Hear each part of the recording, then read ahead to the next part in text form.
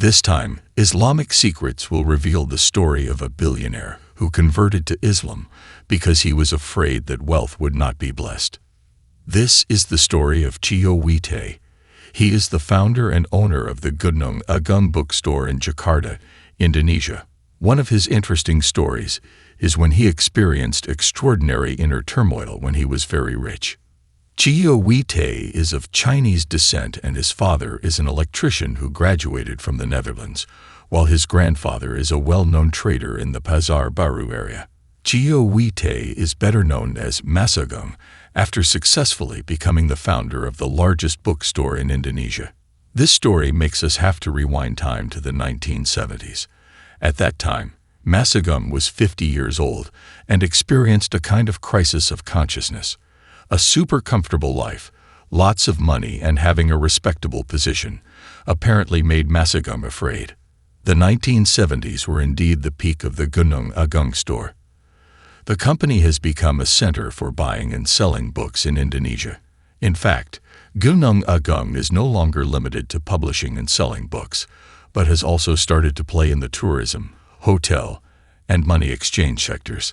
Thanks to all that, Masagung has become a billionaire. He is reluctant to mention the amount of his wealth. However, the amount of tax he has to pay as a group reaches IDR 200 million. For customs, it is IDR 2 billion. Not including income tax from more than 2,000 employees, wrote a book writer when asked about Masagung's wealth. As told by Dennis Lombard in Nusa Jawa, Silang Budaya, 2009. With such conditions, Masagung is actually very uncomfortable. He is afraid that the glory and wealth he has obtained will actually boomerang on him.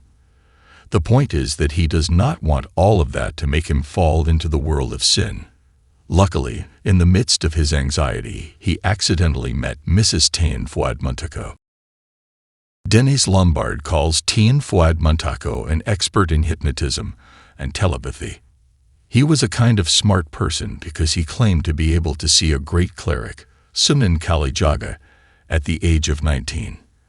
After that meeting, he fell under the spiritual influence of Ibu Tien and decided to convert from Hinduism to Islam, wrote Dennis. The strong influence of Tien Fuad Muntako apparently changed Masagung's life drastically. He became more Islamic and became a figure in spreading Islamic teachings. It is recorded that he founded the Jalan Terang Foundation.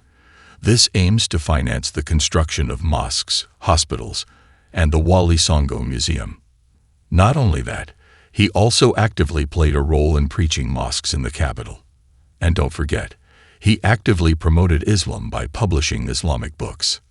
After experiencing a restless youth, Masagung's actions to embrace Javanese traditions and his passion for mysticism were progressive steps.